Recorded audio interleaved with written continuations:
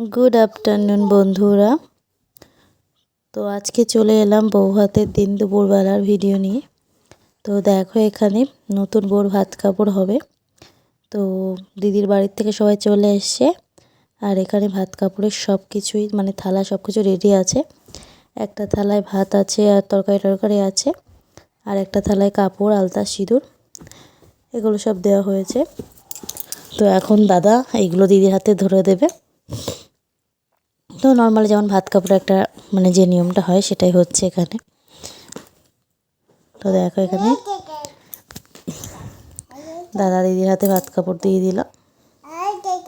হ্যাঁ, তোমাদের সাথে আর শেয়ার করব রাত্রেবেলা কী কী অনুষ্ঠান হচ্ছে সেটাও আরেকটা ব্লগে শেয়ার করব। তো দেখো এখানে মানে আমাদের বাড়ির সবাই মোটামুটি আছে, আত্মীয়স্বজনও কেউ কেউ আছে।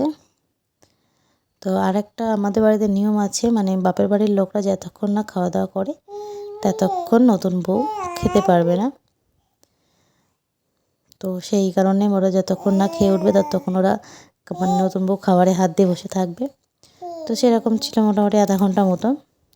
তারপর বাড়ির লোক সবাই উঠে গেছে, এবার দিদিরা খাওয়া দাওয়া করবে।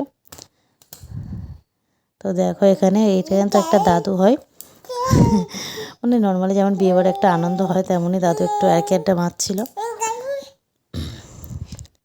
তো এবার খাওয়া দাওয়া স্টার্ট হবে। তো দেখো এখানে কী কী আইটেম ছিল তোমাদের একটু ভালোভাবে দেখিয়ে দিলাম। তো দেখো এখানে নতুন বউ সবার পাতে ভাত দেবে, এটা হলো ঘি ভাত। তো সবার পাতে ভাত দিয়ে দিচ্ছে, মানে দিদির বাবার বাড়ির লোকও আছে আর এদিকে মানে আমাদের মানে দিদি শ্বশুর বাড়ির লোক আছে কেউ কেউ। তো সবার পাতে ভাত দিয়ে দিচ্ছে। তো মানে আমরা মানে দুপুরবেলা বউ ভাতের যে অরিজিনাল যে নিয়মটা হয় সেটা পালন করে নিয়েছিলাম। আর রাত্রে মানে এমনি অনুষ্ঠান হয়েছিল রাত্রে। তো দেখতে থাকো পুরো ভিডিও। আমার এই ছোট্ট ভিডিও কেমন হয়েছে অবশ্যই জানিও, ভালো লাগলে পাশে থেকো। আজকের মতন টাটা।